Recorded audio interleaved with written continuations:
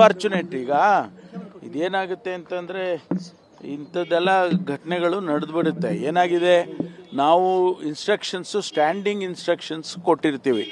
ATM ಮಾಡಬೇಕಾದ್ರೆ ಏನೇನು ಇರಬೇಕು ಅಂತೇಳಿ ಅವ್ರಿಗೆ ಕ್ಯಾಮ್ರಾಗಳು ಹಾಕಬೇಕು, ಆಮೇಲೆ ಸೆಕ್ಯೂರಿಟಿ ಗಾರ್ಡ್ ಹಾಕ್ಕೋಬೇಕು ಅಂತೆಲ್ಲ ಕೊಟ್ಟಿರ್ತೀವಿ. ಇದು ಅಲ್ಲಿ ಏನು ಸಿಚುವೇಶನ್ ಇತ್ತೋ ಗೊತ್ತಿಲ್ಲ ನನಗೆ. I have to get the details. ಸೆಕ್ಯೂರಿಟಿನವ್ರು ಇದ್ರಾ ಅಥವಾ ಕ್ಯಾಮ್ರಾಗಳಿತ್ತ ಏನು, ಅದೆಲ್ಲ ಡೀಟೇಲ್ಸ್ ತೊಗೋಬೇಕು. ಅವರು ಹಣಕ್ಕೋಸ್ಕರ ಆ ರೀತಿ ಮಾಡಿದ್ದಾರೆ ಅಂತ ನನಗೆ ಪ್ರಿಲಿಮಿನರಿ ಇನ್ಫಾರ್ಮೇಷನ್ ಸಿಕ್ಕಿರೋದು. 90 ಲಕ್ಷನೋ ಏನೋ ಹಣಕ್ಕೋಸ್ಕರ ಆ ಥರ ಮಾಡಿದ್ದಾರೆ ಅಂತ. ಅದನ್ನು ನಾನು ಕನ್ಫರ್ಮ್ ಮಾಡಿಕೊಂಡು ಡೀಟೇಲ್ ರಿಪೋರ್ಟ್ ತೊಗೊಂಡು ಆಮೇಲೆ ನಿಮ್ಗೆ ರಿಯಾಕ್ಷನ್ ಮಾಡ್ತೀನಿ.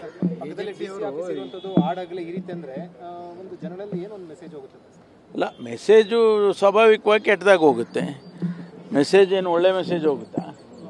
ಇದೆಲ್ಲ ಹಣಕ್ಕೋಸ್ಕರ ಮಾಡಿದ್ದಾರೆ ಅಂತ ಹೇಳಿ ಬಂದಿದೆ ಪ್ರಿಲಿಮಿನರಿ ಇನ್ಫಾರ್ಮೇಷನ್.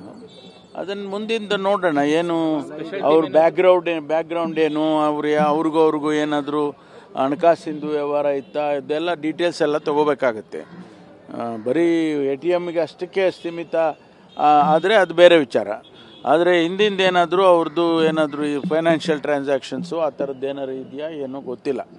ಏಜೆನ್ಸಿಯವರು ಕೂಡ ಗನ್ಮ್ಯಾನ್ ಎಲ್ಲ ಇಟ್ಕೊಂಡು ಸೆಕ್ಯೂರಿಟಿಯಲ್ಲಿ ತುಂಬಬೇಕಾಗಿತ್ತು. ಗನ್ಮ್ಯಾನ್ ಇಲ್ಲದೆ ಇರೋದು ಕೂಡ ಅವ್ರಿಗೆ ಈಸಿ ಆಗಿದೆ. ಅಲ್ಲ, this is what I am saying. ನಾವು ಗೈಡ್ಲೈನ್ಸ್ ಏನು ಕೊಡ್ತೀವಲ್ಲ, ಸೆಕ್ಯೂರಿಟಿ ಗೈಡ್ಲೈನ್ಸ್ ಕೊಟ್ಟಾಗ ಅದನ್ನು ಫಾಲೋ ಮಾಡಿದರೆ ಇವೆಲ್ಲ ಆಗೋದಿಲ್ಲ.